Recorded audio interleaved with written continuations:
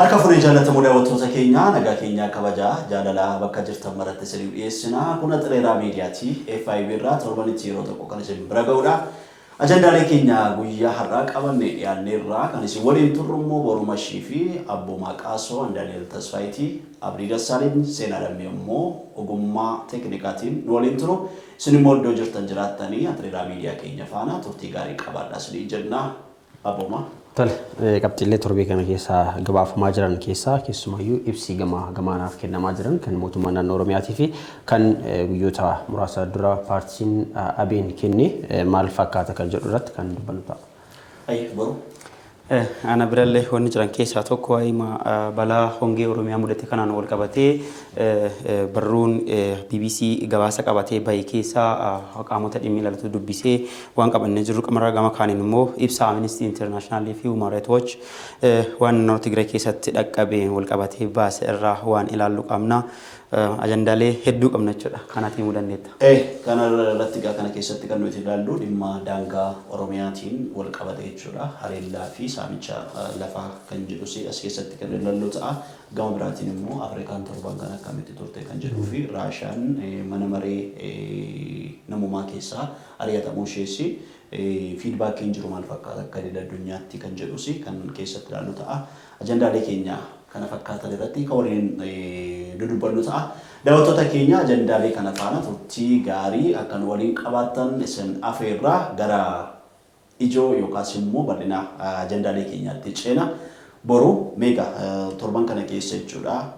Keessumaa dhaabileen jajjaboon biyya kana keessa jiranii dhaabni paartii badhaadhinaa fi akkasumas immoo ABN paartiin morkataan yookaas immoo paartiin mormituun biyya kana keessa naannoo Amaaraa keessa socho'u fiidbaakii walii kennaa jiru jechuudha. Deebii jechoota ibsa walitti daddarbachaadha kan isaan jiranii. Kunis immoo waan biyyattii kana keessatti ta'aa jiru yookaan adeemaa jiru irra jireessanii jechuudha. Waan Oromiyaa keessatti ta'aa jiruuf Oromoo irratti ta'aa jiruun wal qabatee humnooti finxaaleeyyii gocha badii isaan raawwachaa jiran wal qabatee jechuudha. Mootummaan naannoo Oromiyaa yeroo lammaffaadhaaf ibsa baaseera kan inni ture jechuudha. Wixata darbe ibsi mootummaan naannoo Oromiyaa baase kun gareewwan finxaaleeyyii gabra kaabaa jiran aarsee jechuudha kan inni jiru. Ibsi mootummaan naannoo Oromiyaa baases immoo ibsoota jajjabaadha kan inni of keessaa qabatee jiru jechuudha. Ibsa mootummaa naannoo Oromiyaa kana hordofee ABN haasawwan jajjaboonni dubbate kun immoo maal fakkaata akkamitti ilaalamaa gochawwan Oromiyaa keessatti yeroo ammaa keessumaa magaalaa Finfinnee keessattis haleellaan gama amantaatiin deemaa jiru daangaa irrattis immoo saamicha deemaa jiru wal qabatee waan sosocho'aa jirudha. Wanti kun sanarraati kan dubbannu ta'a. Boru sirraa jalqabu. Akkuma kaawwache dhimmi ijoon rakkoon cimaan torbee kana ture keessaa inni tokko haleellaa daangaa Oromiyaa irratti gaggeeffamaa jirudha.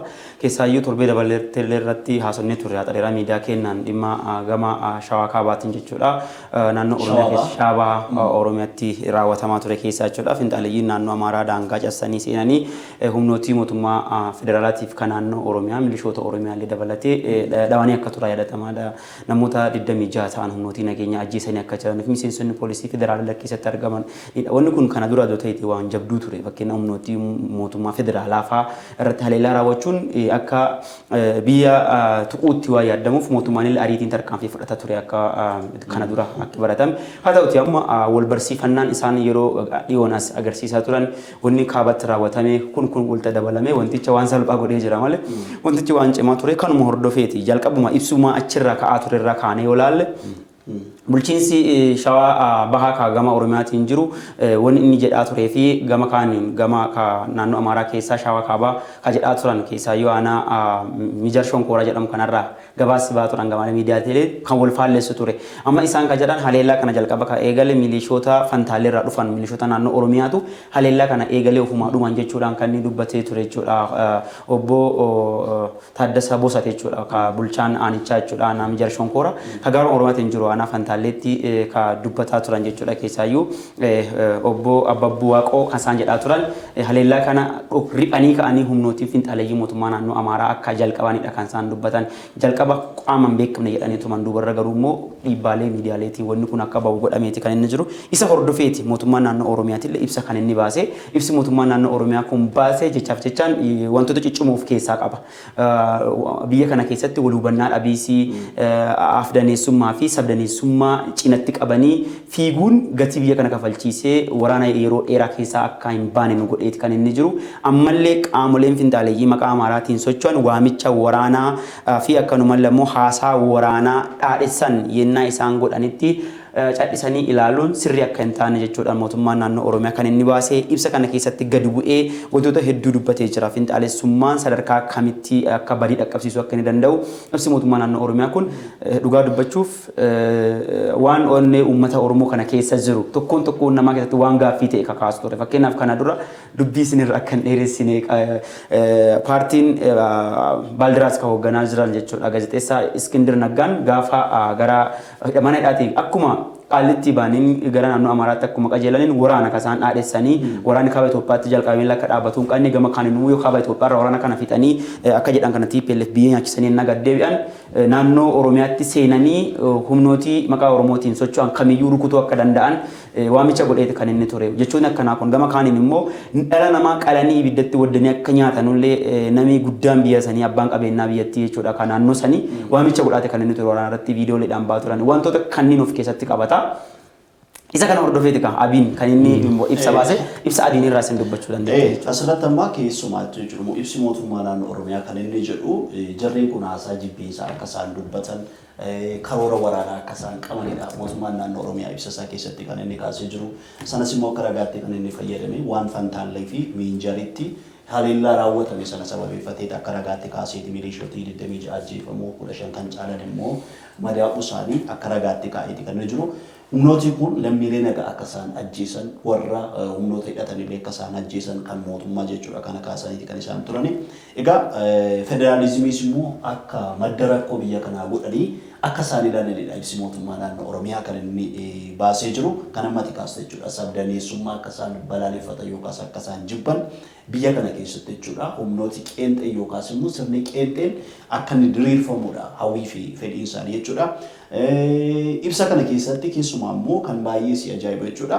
Humnootiin finxaaleeyyii ta'an kuni miidiyaalee mootummaa fi kan dhuunfaa akka isaan fayyadamanidha. Ibsi mootummaa naannoo Oromiyaa kan inni kaasee jechuudha. Haga kanatti mootummaan hamma isaan miidiyaa mootummaa fayyadamaa akka isaan jiran miidiyaalee dhuunfaa fayyadamaa akka isaan jiran mootummaan naannoo Oromiyaa ibsa isaa keessatti kaaseera. Mootummaan biyya kana bulchaa jiru eenyudha jettee ilaalte warra Oromiyaa keessaa ba'anidha. Warra ibsa kana baasaa jiranidha. Karaa kan biraa yoo fudhattee ilaalte jechuudha. Miidiyaalee mootummaa isaan fayyadamaa jiran kun eenyu fa'i? Warra achi keessaa miidiyaa kana fayyadamaa jiran eenyu fa'i? Hamma kanatti bira ga'amee akka jirullee ibsi kun kaasee jechuudha kan inni jiru. Abiin immoo gama isaatiin kan inni jedhee paartiin biyya bulchaa jiru garaagarummaa keessoo isaatii gara wal dhabdee uummataatti geessaa jira. Jedhee jechuudha kan inni kaasee jiru. Garaagarummaa keessan mariidhaan eeggadhaa malee gara uummataatti gadi hin fidinaa. Isintu rakkoo ta'aa jira uummatattiidha kan inni jechaa jiru.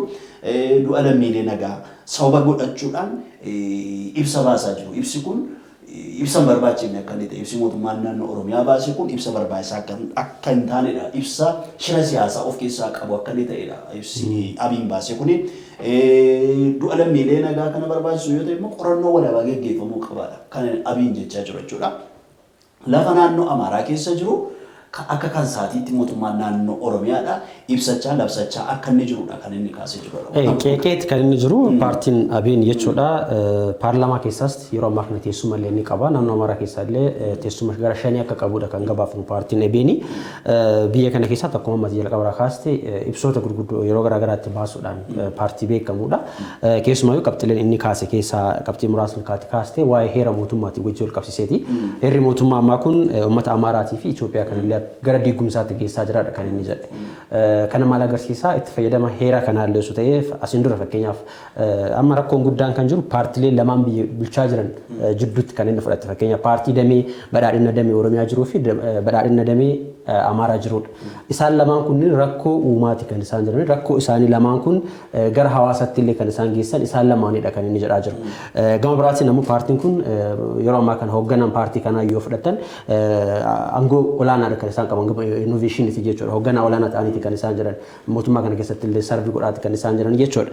Walumaa galatti maal agarsiisaa kun gamaaf gamanatti ilaameen paartileen kunniin lamaan jidduu deemaa jiru. Paartileen badhaadhinaa kan naannoo Oromiyaa jiranii fi kan naannoo Amaaraa jiran ibsoonni isaan yeroo garaagaraatti baasaa jiran yaada garaagaraa akka qabullee kan kaa'amaatti jiru. Fakkeenyaaf biyya tokko haa bulchan iyyuu malee yaadni isaaniitu wal faallessuu danda'a. Fakkeenyaaf ammoo fudhannee haa xiqqaatu heera biyya kanatti yeroo ammaa kana biyyi kun ittiin bulaa jirtu paartileen biyya kana keessa jiran hundinuu heeraa gaditti kan isaan bulan waan ta'eef paartileen kun heeruma irratti illee walii akka hin galle akkasii agarsiisudha. Fakkeenyaaf paartiin naannoo Amaaraadha yeroo ibsa baasu waa'ee heera kanaa kan inni tuqudha. Heerri kun kan qophaa'ee duriyoota TPLF-tiin jechuudhaan yeroo garaagaraatti yeroo inni kallattiidhaan qeequllaa arginee jira. Paartiin Abeen illee waan kana dhugoomseeti kan inni jiru jechuudha. Inni biraa ammoo walitti fakkeenyaaf waa'ee lafaallee kaaseera akkuma tama jalqabaa turte.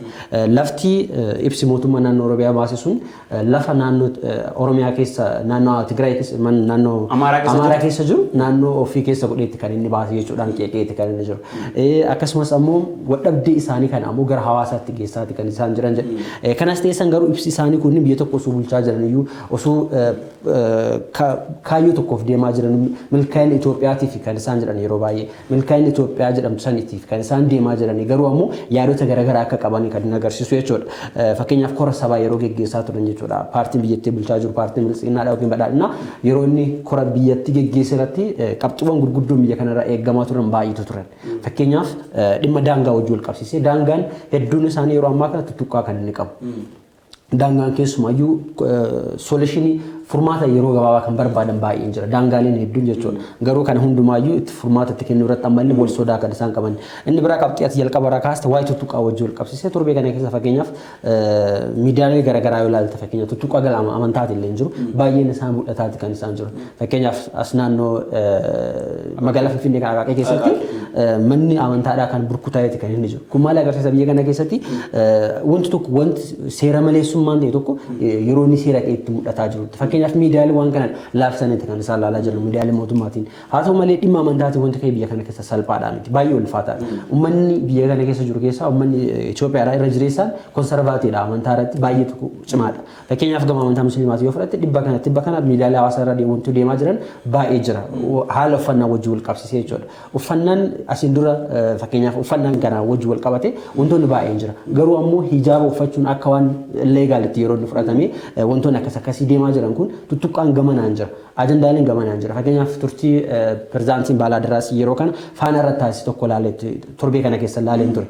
Achirratti haasoon inni taasisaa ture fakkeenyaaf afaan Oromootiin wajjin wal qabsiisee jechoonni jibbiinsaa maddisiisan miidiyaa mootummaa irratti yeroo dubbatan argaa jira. Fakkeenyaaf abbaan sun barbaade waan barbaade dubbachuu danda'a. Garuu ammoo afaan Oromoodha afaan hojii ta'uu wajjin wal qabsiisee waa'ee abbummaa magaalaa Finfinnee wajjin wal qabsiisee lafa magaalaa Finfinnee keessatti uummanni magaalaa Finfinnee keessa jiraatu lafumaayyuu deebi'ee isaarraa gaafataa jira. Kun maal agarsiisa biyya kana keessatti wantoonni tuttuqqii uummatatti fidaa jiran baay'eetu jira. Fakkeenyaaf uummanni Oromoodhaa yeroo ammaa kana gabba'ee kallattiidha waan kana haasaa kan inni jiru. Yookiin dhimma afaanii wajjin wal qabsiisee gaafiin guddaan uummanni Oromoodhaa biyya kana keessa qabu afaan Oromoo afaan hojii mootummaa federaalaa haa ta'u. Mootummaan biyya kana bulchaa jiru garuu waan kana dagateeti kan inni jiru. Garuu gaafa aangootti dhufu waadaa kana seeneeti kan inni jiru. Waadaa kana ammoo uummanni Oromoodhaa osoo hin gaafatan isaan gaafataafii jiran. Gaafa isaan waan san tuttuqan uummanni Oromoodhaa gaafisii naakaarte jedhee uumma mootummaa kana inni kokkee qabuun hin jira jechuudha. Maafi isaan tuttuqaafii jira waan ta'eef jechuudha. Asirratti amma kan nuti itti dabaluun dura jiraatu amma ajandaan kun bal'aadha. Keessumaati amma ibsi mootummaa naannoo Oromiyaadhaa kan inni jechaa jiru jechuudha. Heerri mootummaa amma hojiirra jiru rakkoo akka inni qabudha. Abiin kan inni dubbate jechuudha ibsa isaa keessatti. Rakkoo qabaanni kun uummata Amaaraa tasgabbii dhowwaa jira. Itoophiyaa diigaa jira kan inni jechaa jiru. Keessumaa amma qabxiilee ibsi mootummaa naannoo Oromiyaa kaase keessa jechuudha. Warri finxaaliyyuu kun miidiyaa mootummaa fi dhuunfaa fayyadamaa jiru inni jedhu qabxii guddaa. Kan isaan ittiin siyaasa isaanii geggeeffatan amma miidiyaadha. Keessumaa yuutuuberoota dabalatee miidiyaa mootummaa dabalatee miidiyaalee dhuunfaa dabalatee kan isaan gochaa jiran amma kan isaan uummata isaaniitti sochoosan sana godhi kana godhi gaafa jedhan rakkoo biyyattii keessatti ta'u immoo walqixxee uwwisa utuu hin kennin jechuudha. Keessumaa immoo waan naqaaqiitti yeroo da'een gadda ta'e sana utuu dhaabni amantaa tokko kan isaan hordofan sun amma tuttuqameera utuu ta'eeti biyya kana keessatti jechuudha. Torban kana guutuu FM fi miidiyaa biyya kanaa dhaggeeffachuuf ammas dhukkubuttidha kan isaan dubbatan jechuudha. Garuu biyya kana keessatti amma utuu kun hundumtuu mul'anetti argamaa jiru utuu kun hundumtuu ta'aa jiru mootummaan tarkaanfiin inni fudhatee jiru. Hagammatte jechuudha. Miidiyaa mootummaa biyya kana keessa jiru namni hundumtuu sabbata isaarraa hiikee itti gabbareeti kan miidiyaan kun socho'aa jiru jechuudha. Garuu isaan gaafa qaamni tokko tuqamu gadi ba'anii iyyuu gaafa qaamni kan biraan tokko tuqamne garuu afaan isaanii qabatanii jechuudha kan isaan ta'an.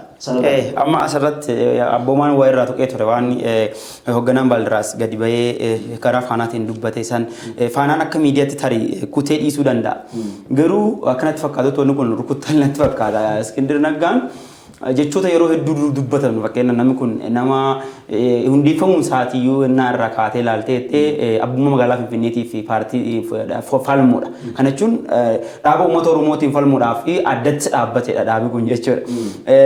Gama biraatiin immoo haasaa isaan dubbatan afaan Oromoo afaan hojii federaalaa ta'uunsaa tasuma waan hin danda'amnee fi waan hin yaadamne jechuun isaanii sun uummanni Oromoo tarii gaafa filnoon dimokiraataan biyya kana keessatti dhufee jedhee Baaldiraas hagam akka sagalee dhaanuu danda'u waan tokkoof gadi affeeree jira jechuudha. Namni waan keessa isaa jiru gaafa dubbatee baasa. Amma keessa marziin keessa namaa jiru gaafa dubbattee baa malee waan dubbatee waan beekamu qabu kun akka galataatti ilaalamuu qaba. Gaafa waan godhe kana kutee keessa baasuu dhiisuun isaatiiyyuu waan guddaa dheedhee fudhadha. Gama kaaniin immoo waa'ee paartiilee naannoo Oromiyaa jedhanii fi paartiilee gama Amaaraatiin jiran jidduu garaagarummaa jiru bal'aa gaaffii ta'ee mul'ate kana warri paartii Biltsiginnaa kan naannoo Amaaraa hoogganan akkuma jirutti guutummaan isaa jechuudha. Warri Abinis dabalatee, warri Izeemaas dabalatee, warri gama Baaldiraas jiran kunneen dabalatee warri waliif dhageewudha. Garaagarummaan jidduu isaanii jiru yoo jiraate jechuudha. Garaagarummaan jidduu isaanii jiru tokko karaa seera maleessaan ifatti Oromiyaa bittinneessuu ka barbaadutu jira. Isa gadi bahee ka dubbatu jira. Tokko immoo akka namooti suuta jennee bittinneessina jedhee ka garatti qabatee deemu jira. Warra afaanii baasee dubbatuu fi warra afaanii baasee hin dubbannetu jira jechuudha. Dhukkuboota gara dhukkuboota mul'atoo fi dhukkuboota hin mul'annetu keessa isaaniitti jira waan ta'eef garaagarummaan isaanii isa malee jarri lamaanuu dhukkuba Oromiyaadhaaf jechuudha. Hundumti isaanii walumatti qabamaadhaan dhukkubachuu hin dandeenya. Akkamitti dhukkubachuu dandeenya? Waa'ee Oromiyaa yoo innaa dubbatamu isaaniif amma fakkeenyaaf paartiilee naannoo Oromiyaa keessa munyoo kana fudhannee haalaluu tokkoon isaanii jechuudha. Sadanuma isaanii qofaa yoo fudhannee olaalle fakkeenyaaf fi badhaadhina uummataa isaa fudhannee yoo haanne badhaadhina Oromiyaa keessa jiru dhiite bariitee waa'ee tokkummaa Itoophiyaatii fi badhaadhina Itoophiyaa irratti kan inni haasaa oolu. Waa'ee Oromiyaatu raanfatee jira. Rakkoo gama Oromiyaa jiru kana atuma beennuu jedha. Ibsa kanarratti atuma beennuutuma akka walitti bu'iinsa biyya kana akka biyyi kun diggamtuuf uummata lamaan walitti buusanii biyya kana diiguuf salphaa akka ta'etti keessa yoo Amaaraa fi Oromoo walitti buusanii akka diggama biyya kanaatiif salphaa ta'etti waa ilaalamuuf nuti utuma beennu waa hedduu irra darbinee jirraadha. Ibsi mootummaa naannoo Oromiyaa kan inni mul'isu ergaan isaa walumaa galatti jechuudha. Gama Koongireesii Federaalaa Oromiyaa yoo fudhanne fakkeenya kora sabaa miilaan geggeeffate irratti irra jireessaan waa'ee tokkummaa biyya tana akkuma isiin jirtutti qabannee itti fuufne tarkaanfachiisnaadha. Aayidoloojiin warra ammallee waa'uma Itoophiyaati. Badhaadhinni Itoophiyaa nagaan tasgabbiin Itoophiyaa qabu. Addi bilisummaan Oromoo illee kan jedhaa jiru kanuma jechuudha. Kan isaanii garuu amma jarri amma wanni godhaa dhufte dura Itoophiyaadhaa dhufte. Amma waa'ee Itoophiyaa kan harkarraa kontooffataa dhufaa jirti jarri. Itoophiyaan kan itti fufuu dandeettu yoo Oromiyaan cunqurfamteedha. Yoo Oromiyaan haguuggamtee xiqqaachaa dhufte akka Tigree kana taatee yoo taatefatti akkasitti fudhatu isaan. Yookaan immoo akkasitti wal dhagee warri keenya immoo waliin dhageeyanu isaanillee dhaabbatanii sadanti isaanii yoo ilaalu akka qaban amma fakkeenyaaf sirmaan dhaannee dabuu himuu ittiin irra dabaruu barbaanna. Waa'ee namoota finxaaleeyyii naannoo Amaaraa kana keessa socho'anii wal qabatee dhaabbileen gurguddoon idil addunyaa ibsa dhiyeenya kana baasaa jiran mirkaneessaati kan isaan jiran. Fakkeenyaaf Amnesty International fi Human Rights Watch naannoo Tigraay keessatti lixa Tigraay keessatti ajjechaan yookiin yakkoonni dugugga sanyiitiin fixiinsa sanyiitiin qixxee ta'an raawwatamanii jiru. Naannoon kun naannoo saliitiin akka malee beekamu akkanumallee ammoo naannoo qabeenyi guddaan jirudha. Gaaffiin eenyummaa irratti ka'an gaaffii wanni ture. Kanaan wal qabatee faannoon jechuudha naannoo kana keessa akka ba'uullee himee jira. Faannoon badii gurguddachi keessatti akka raawwataa jiru. Qaama kana gaa Oromiyaatti akka seenuudhaaf waamicha kun godhaa jiru jechuudha. Qaama naannoo Tigraay keessatti fixiinsa sanyii raawwatee jira jedhamee himatamaa jiru kana dhaabbilee gurguddoodhaan isa kanatti akka gara Oromiyaatti nuuf seenu Iskindir Naggaan fa'aa waamicha nu godhaa jirti jechuudha. Ibsi mootummaa naannoo Oromiyaa walumaa galatti irra qabnee dabaruudhaaf ibsa sirrii fi waqtii isaa eeggate kadhadhisamuu hin qabne waan irraa eeggamu godhe jechuun kan dadda'amudha. Kan jajjabeeffamuu qabu paartiileen kuulee gadi ba'anii ibsicha kana deeggaruu qabu jechuudha. Ejjennoo isaanii ejjennoo amma fakkeenya waan gaarii koongiresiin federaalaa Oromoo hojjeteef badhaadhinni Oromiyaa keessa jiru dhuguma Oromiyaa fayyaa'uu adda ta'e jajjabeessuu qaba waan gaarii hojjetameef. Kunillee akkasuma wal jajjabeessanii isaan amma waliif utubaa jiru baay'ee. Wanni kun amma garaagarummaan gaaffiin guddaan uumamaa akka deemuuf adoon taane gareen kun baay'ee garee biyya kana fayyaduu mati dhugaa dubbachuudhaaf gareen amma qawweedhaan hanga Oromiyaa deemee lolu kayuu barbaade Sumaalee dhaquu barbaadu kayuu barbaade haga Moyyaleetti kayuu barbaade lafti Oromiyaa nageelleetti hagalanii kaa'edhuun kanafa garee akkana kanafa deeggaruun garee kana biyya kana keessa balleessuun barbaachisaadha yaadaan guutummaan guutuu yoo hin banne ta'e boru dhaqanii Sidaamaa walitti bu'u. Benishaanguliin walitti bu'aa jiru wal fixaa jira. Fakkeenyaaf mootummaan naannichaa gadi ba'ee ifatee dubbatee jira. Diinni uummata Amaaraa heddummatee jira jedhee tokko lama sadii dheeraa akka jira. Humnootii Oromiyaa keessa hidhatanii barraaqa jiran, humnootiin Benishangulii hidhatanii barraaqa jiran, TPLF guutumatti uummanni Tigraay diina uummata Amaaraa akka ta'edha kan isaan dubbatan pirezidaantiin biyyattii jechuudha. Dooktar Cheroo gadi ba'anii dubbatan. Wanni akkanaa kun waan biyya kana diiguudhaaf deemu waan ta'eef ibsi mootummaa naannoo Oromiyaa kun walumaa galatti ibsa gaariidha jennee kaajijanii goolabnee darbuudhaaf keessumaati amma kan abii jechuudha kan nuti bira darbuu hin dandeenye kan shawaa kaabaatti geggeeffamaa jiru sun saamichi lafaa lafti hektaarri 280 jechuudha naannoo Amaaraatti cituunsaa sun abiin hin dandansiiseera. Lafti kun akka naannoo Amaaraa keessa jiruttidha kan abiin konfirmi godhe kan inni jiru jechuudha. Lafa sanarraa kan buqqa'ee jiru ammoo qotee bulaa naannoo sana turedha. Bara 1977 naannoo sanarraa warri buqqaan jechuudha keessumaa giddugalli qonnaa horataadha bara 1977 damee shanoodha lafa qonnaan bultoota abbaa warraa 22 irraa buqqisee naannoo sanarratti jechuudha dhaqee qonna geggeessuudhaa fi iddoo sana qabatee akka turedha Addis Standard gabaasaa keessatti kan inni qabatee ba'e jechuudha lafti amma abiin irratti ibsa baasaa jiru kun jechuudha. Gama sanaati yeroo sana qonnaan bulaan abbaa warraa 22 sun kan inni ittiin boyoonfamee lafa sanarraatii buqqifame akka isaan irraa fayyadamanittidha kan dubbatamaa ture jechuudha. Qonna lafa sanarraa argamu akka isaaniif kennamutti isinii kennaman jedhanidha. Addis Standard wabeeffatee qonnaan bulaa naannoo sanarraa buqqaan wabeeffatee kan inni kaasee jechuudha. Bishaaniif ibsaa akka argatanitti kan inni kaasaa ture. Gama biraatiin immoo isinis ijoolleen keessanis giddu gala qonnaa kana keessatti hin miindeeffamtu jedhameeti kan isaan irraa buqqifamanii gama biraatiin immoo beenyaan tokko illee tuun kaffalaman jechuudha. Faayidaa kana hundumaa dura qabanii qotee bulaa abbaa warraa 22 ta'an lafa sanarraa akka buqqaanii iddoo biraatti akka isaan geeffamanidha jechuudha.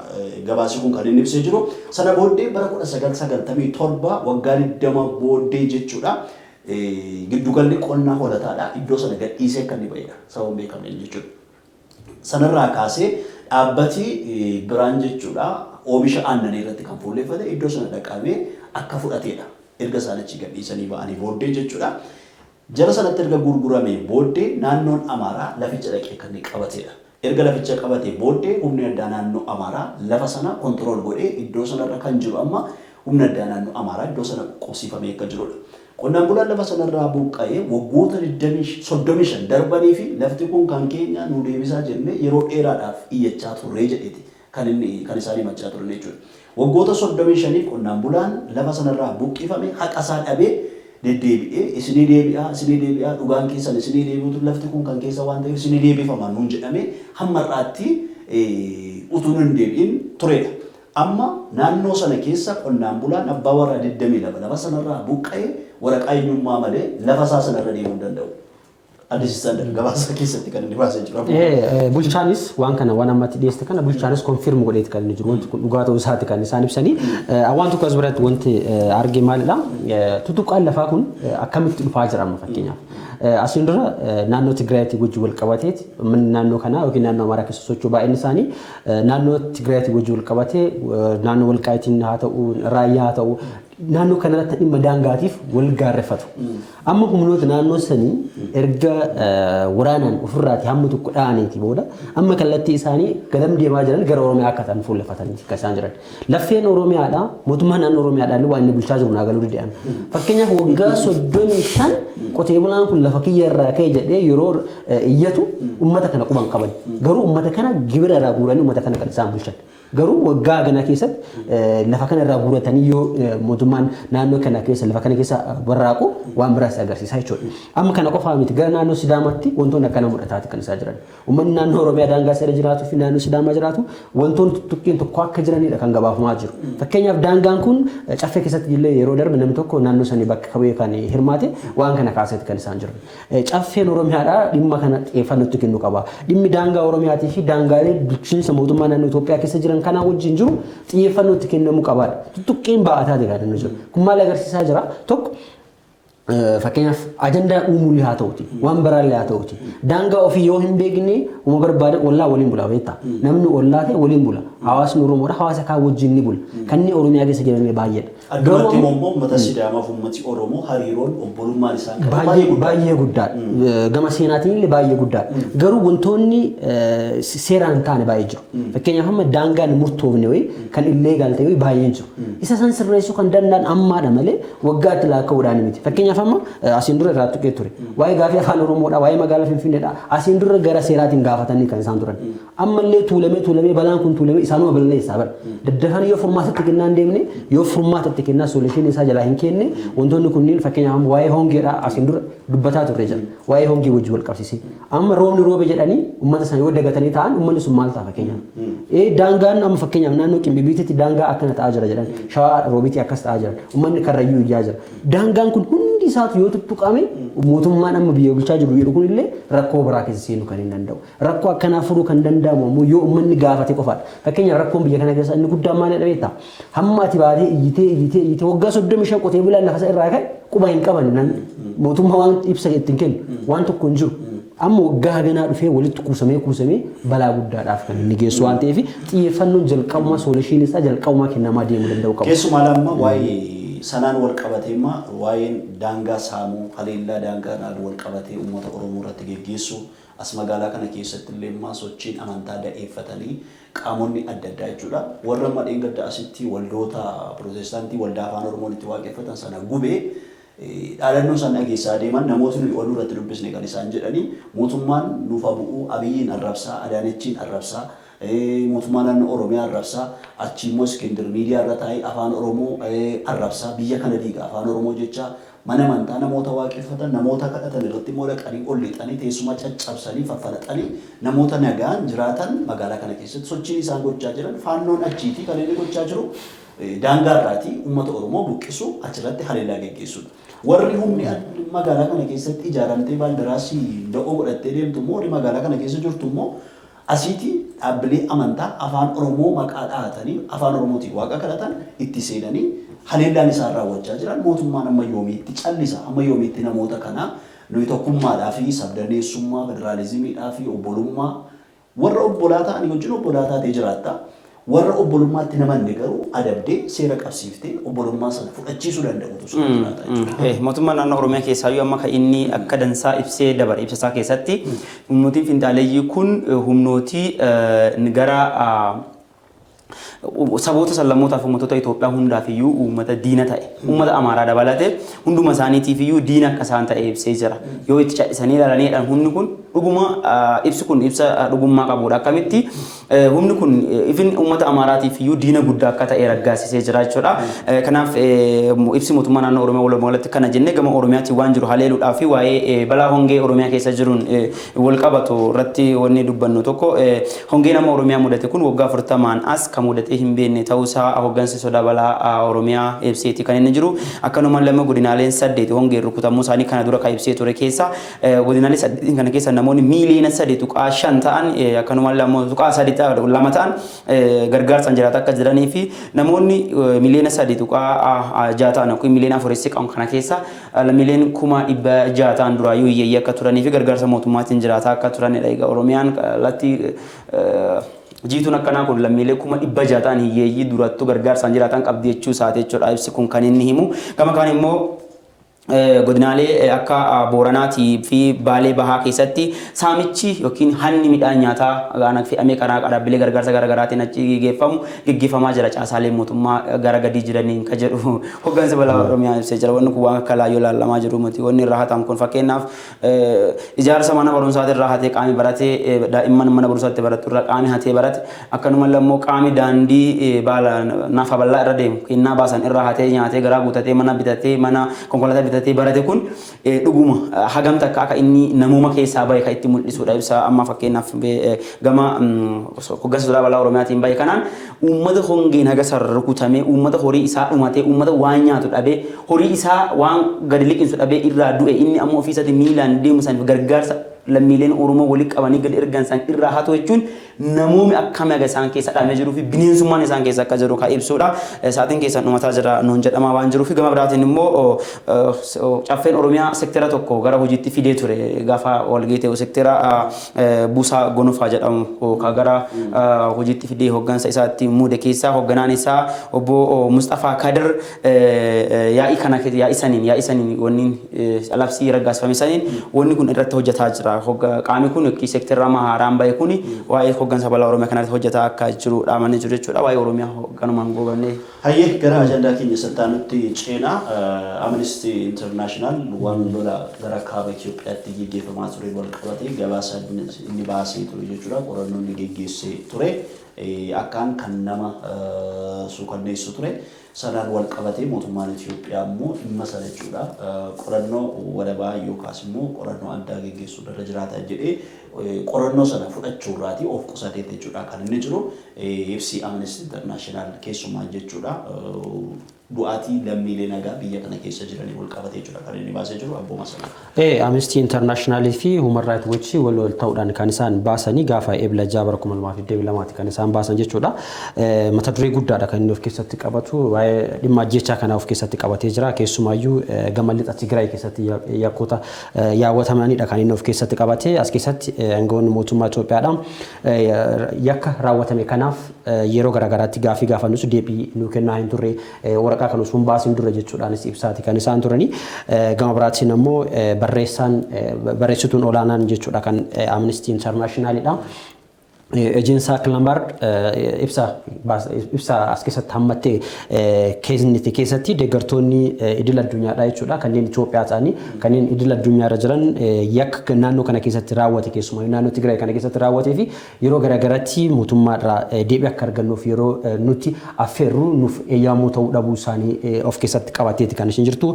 Gama biraatiin immoo dhalattoonni Tigraay nagaa fi fedhiidhaan gara qe'ee isaaniitti akka deebi'aniif wanti godhamaa jiru hin jirudha. Yakkoon kan isa irratti raawwatamu jechuudhaan baasteeti kan isheen jirtu.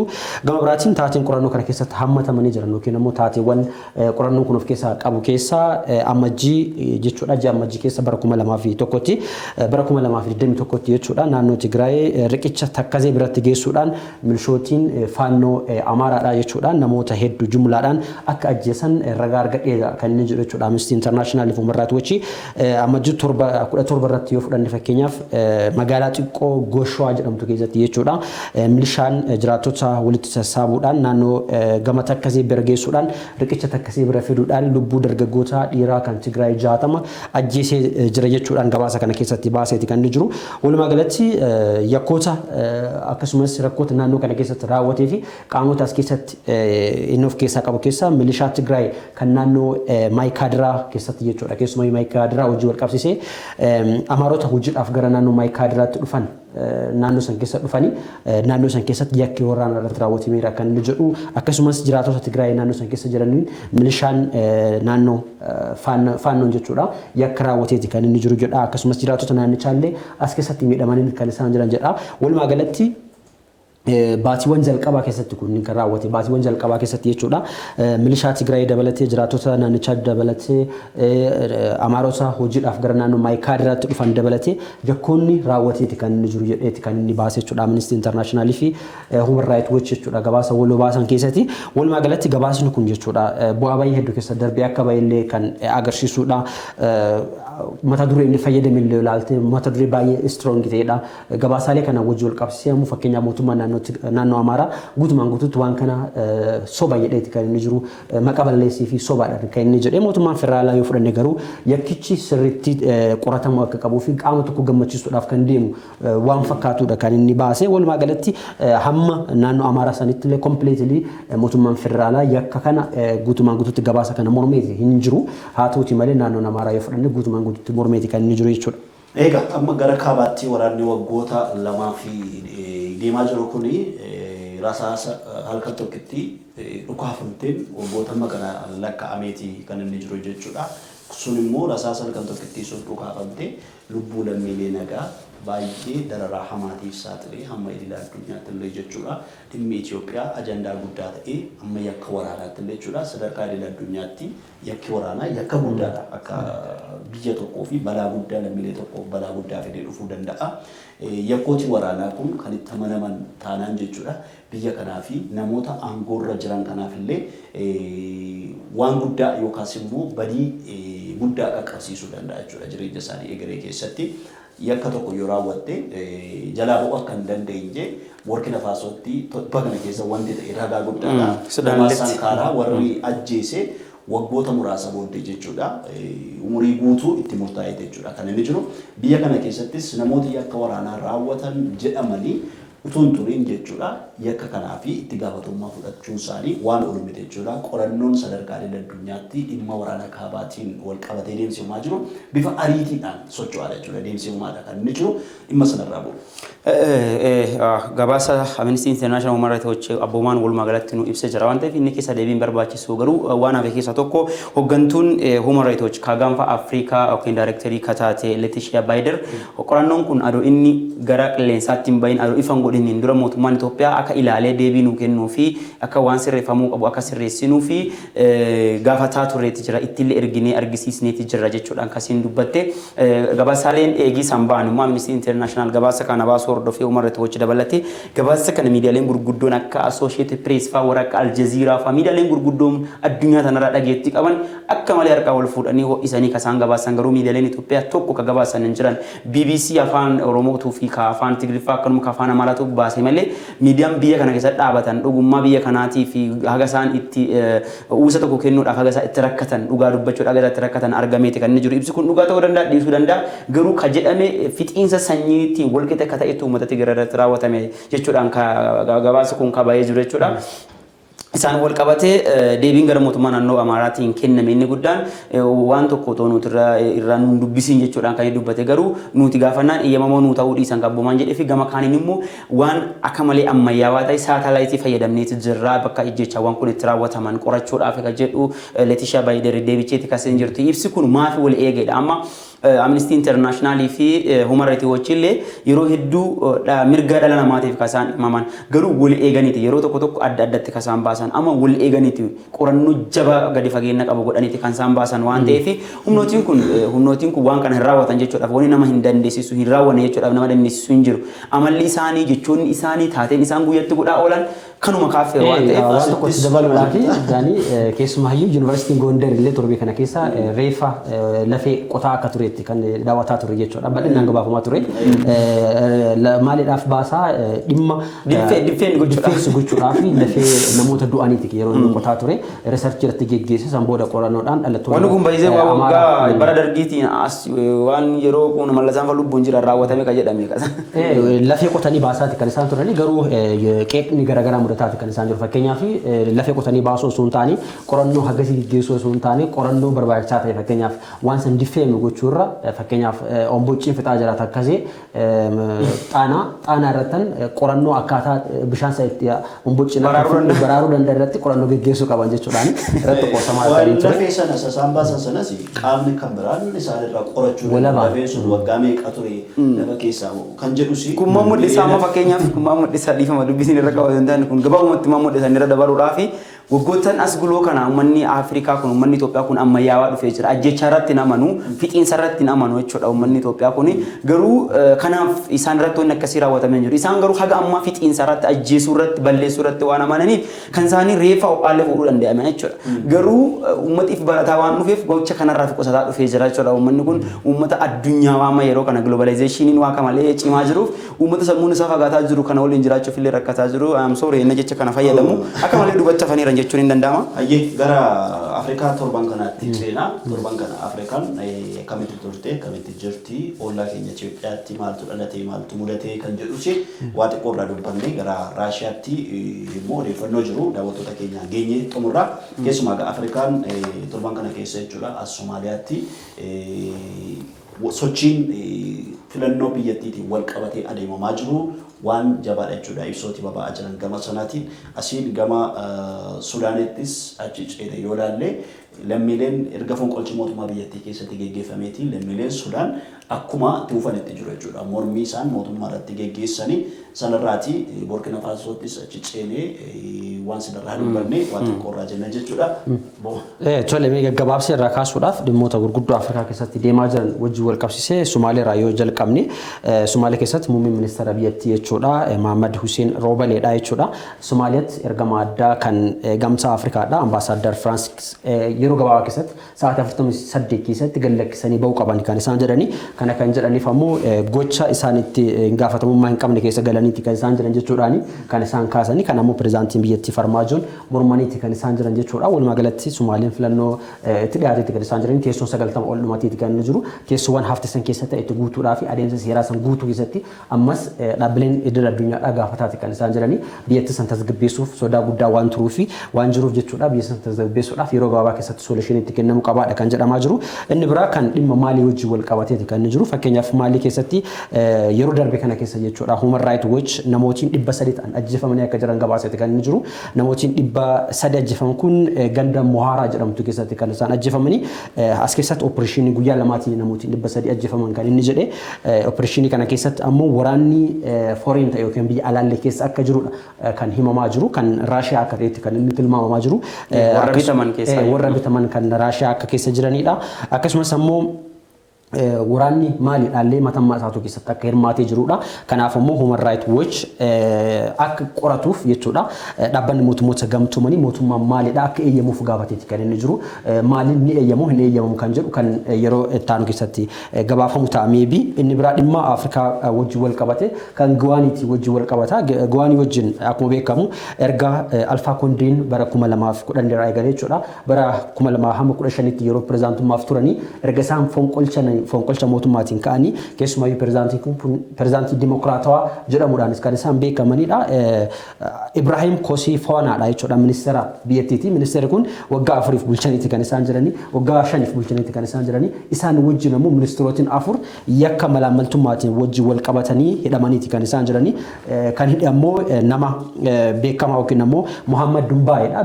Dumbaayeen akkuma beekamu hoogganaa isaa ture yookiin ammoo jeneraal isaa kan turedha kan ofitti qabe amma biyya san keessatti malaamaltummaa balleessuu irratti kaayyoo guddaallee akka qabu beekamaadha. Yoo nama yoo laaltu fuula isaatti sodaachisa. Muhammad Dumbaayee haa ta'u malee pirezidaantii Ibrahim Kosee Foonaa dabalatee ministeerota 4 walitti qabee hidheetti kan inni jiru. Inni xumuraa Burkina Fasoodha. Boodara itti dabalata jedha. Dhimma Sudaanii fi Burkina Faso gara keettan dhufa boru asirraa dubbattan jechuudha.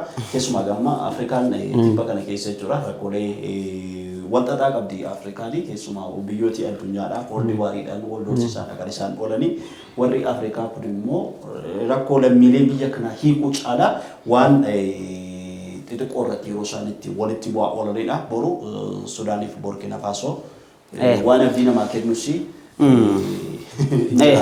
keessaayyuu dhimmi Sudaanii kun wanni Sudaan keessa raawwatame kun waa'ee fixiinsa sanyii amma Afrikaa keessatti heddummataa jiru kanaan wal qabate deebii hin kenna jedhameeti kan inni yaadamu. Eegaa warri Tuutuu fi warri Huutii Rwaandaatti wal dhadhaawaniin duuba dugugga sanyii guddaadha inni jedhamu kan Darfuuritti raawwatamedha bara 2003 kaasee bara 2007tti ka Sudaanitti raawwatamedha.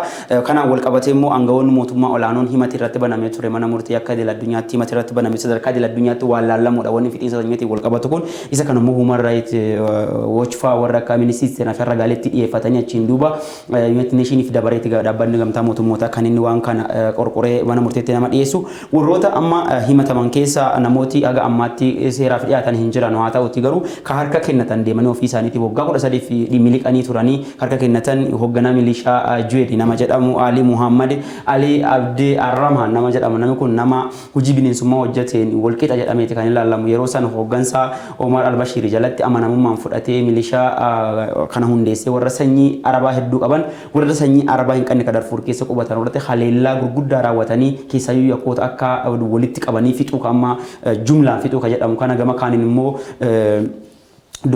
humnaan dubartoota fa'aa gudeeduu kana fa'aa walitti qabatee raawwateera jechuudhaan himatee irratti banamee jira.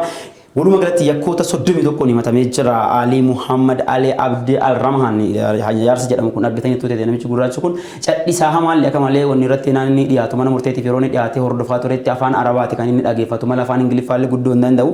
Himata 31 irratti banamee jira. Akkanuma lammoo hoogganaa isaa ka turellee Omar al-Bashir illee eegangoon irraa buufameen duuba kan inni wanni seenaan sun seenaa dheeraadha waan keessa deebi'amu muti kun abdii kan namatti horu ture gama kaaniin waa'ee Thomas Sankara. Thomas Sankara nama jabaa Afrikaan qabdu keessaa isa tokkodha. Keessaayyuu sochii pan Afrikanism keessatti nama waan guddaa godhe kana seenaan isaa waan irra duubatti deebi'amu qabu namni hedduun hin beekadheeti kan yaadu. Gama kaaniin immoo sochii fincila diddaa warra Burkina Faso hoogganuudhaan kan inni beekamu hariiroo cimaa illee inni waliin qabu warra Raashaa waliin qaba ture. Keessaayyuu Vladimir Putin waliin hariiroo cimaa kan inni qabu ture. Gama kaaniin immoo hoogganaa duraanii jechuudha pirezidaantii duraanii illee waliin hariiroo cimaa kan inni qabu ture. Kanumaan wal qabatee yaadota inni ariitiidhaan akka Burkina Faso keessatti misoomni guddaan dhufu ariitiidhaan wantoota inni waggoota 4 keessatti bara 2000 fi bara 1983 kaasee 87tti kan inni hoogganaa gaggeeffamu jechuudha. Keessaayyuu kora paartii isaanii ka National Council Revolution jedhaman eeganni hirmaatee bahin duuba namoota bebbeekamoo 12 waliin walitti qabsiisuudhaan kasaan komaandoo mootummaatiin ajjeefaman jechuudha. Qaama mootummaatiin ajjeefamanii namni isa ajjeesu immoo hiriyaa isaa Bilaasee Kompaareedha jechuudha. Manni murtee biyyattii waggaa 35 booda galmee fuula 20 qabu garagalchee jechuudha. Bakka inni hin jiretti isaan baqattummaadhaan nama Ivory keessa kasaan qubatanii murtee umurii guutuutti murteessee jira. Lammiileen biyyattii akka malee gammadanii jiranii dhugaa mucaa keenyaa nu galtee jedhanii nasa ellisan keessaayyuu siidaa yaadannoo Thomas Sankara dura turanii. Gammachuu ibsataa turanii kun waan guddaadha. Namoonni Itoophiyaa keessatti haala akkasiitiin dhabansiifaman hedduun jiru. Fakkeenyaaf namoonni gurguddoon biyya kana warra akka Dr. Hayilee Fidaafaa warri namoonni ciccimoo ta'an warra akka Maammoo Mazammarfaa warri namooti hedduun isaanii namoota akka fakkeenyaaf injiinericha ka dhiyeenya reefuu ajjeefaman injiineer Simanyuu Beqqelee fa'aan jiranii warra akka Sa'araa Mokkonniin fa'aan jiranii namoota gurguddaa warra akka Caaluu Hundeessaa fa'aa warra akka numallee ammoo warra akka Abukaattoo Seeraa ka Adamatti ajjeefame Abduu Jabbaar Hussein Gammadaa fa'aan jiran nama kun namoota sadarkaa biyyattiitti biyya kana jijjiiruu danda'an sirnoota keessa jiran sanitti nama hedduutu jira. Abbootiin gadaa Oromoo jiru sirni duguuggaan dhumate jechuudha. Waan kana walitti qabattee wanni reakshinii guddaa Itoophiyaa keessaa illee uumte jechuun hin danda'ama jechuudha. Haqa namooti dhaban Afrikaa keessaa keessumaa namooti gurguddoon biyyaa fi faayidaa guddaa qaban Afrikaan yeroo baay'ee jechuudhaan qusattu utuu haalli isaanii hin dheeratin jijjiirama fiduu jedhamanii warri abdataman yeroo isaaniitti lubbuu isaanii dhaban hin jiraata. Egaa sa'aatii keenya waan ga'ee fi atileeraa miidiyaa keenya. Garuu dhimma sa'aatii keenya dhumata osoo hin jenne dura wanni United Nations waan murtee inni fudhate ka Raashiyaa irraa waan gafa dubbannee turre walitti qabnee gola buudhaaf walumaa galatti mana maree mirga namummaa keessaa ari'uu isaa mirkaneessee jira jechuudha. Biyyoonni 93 deeggaranii jiran akkasiin ari'amtuu fi biyyi 24 Itoophiyaa, Eertiraa fi Chaayinaa dabalatee saatiin keenya dhumatee jira waan ta'eef daawwattoota keenya 38 sagalee osoo hin kennin hafaniitti kan isaan jiranii sagalee biyyoota kennan keessaa Senegaal jirti, Niijer jirti, Kaameruun akkasumas Gaambiyaa, Saawudi Arabiyaa, Yuunaayitid Arab Emireet fa'aati jiranii biyyoota hafan kanneen Itoophiyaa dabalatee jechuudha. Eertiraa, Chaayinaa, Siiriyaa fudhachuu dandeenya, Maalii, Aljeeriyaa, Veetinaam fakkeenyaaf biyyoonni kunniin biyyoota fakkeenyaaf amma Chaayinaa yoo fudhatte, Kuubaa yoo fudhatte biyyoota sooshaalizimii sappoortii godhaa turan. Akkanuma immoo biyyoota dhiibbaa mirga dhala namaa akka malee hojjetan wal fakkaataa wal barbaade. Odeeffannoon kan biraan ittiin nuti goolabnu keessumaa erga istiidiyoo kana seennee kan nu bira ga'e keessumaa taabota magaalaa Finfinnee keessatti asii gadi roobaa jiru wal qabatee jechuudha. Waa'ee taabota magaalaa Finfinneetti rooba biyya kana keessatti taabota argame jedhama lafa Oromiyaa ittiin saamuudhaaf wanni kun waan godhame jechuun illee kan danda'amudha. Garuu irra gahuudhaaf warra amantaa kana hordofaniif wanni akka ta'uu hin dandeenyetti bulchiinsi kantiibaa magaalaa Galaan jechuudha adde Wayinee Sheet Gizaw BBC fi akka himtetti eeganuu taasiseen duuba odeeffannoon kun kan nu dhaqqabe. Kana dura warri waan kana arganne jedhan nu bira dhufanii bakka kanatti kadhannaa godhanii nu gaafatanii turanii kadhannaa kadhachuudhaaf nama gaafachuun hin barbaachisu ture. Garuu eegachi deemtanii duuba waan haaraa nutti fiddanii kan arganne san argina akka nuun hin jenne jennee turre garuu dhumarra taabota argannee jira naan jedhan jechuun BBC'n afaan Oromoo wal balloomseetti jira. Wanni kun waan rakkisaa dhufeedha. Wanni waan taabota wal qabatu kun gara kaafamatti yaadamuu barbaadudha. Mootummaanis qaamota waan kana hojjetan tarkaanfii fudhatee gara fuulduraatti jechuudha. Adabbii godhachuu tura jiraata. Wantooti seenaariyoon akkasii diraamaan akkasii barreeffamanii dhiyaatanii. Jaalatamoo daawwattoota keenyaan waliin turuu keessaniif ulfaadha. Diriiraa miidiyaa keenya guyyaa har'aa goolabneetu jirra. Borumashii fi Abbomaa Qaasoo Andaaniil Tasfaayitii kan isin waliin turre seenaan lammiitii fi akkasumas Abdii Dassaaleny ogummaa teeknikaatiin nu faana turaniiru. Qophiileen FIB hafan itti dhufanii jiru daawwadhaa isiniin jennaa nagaatti.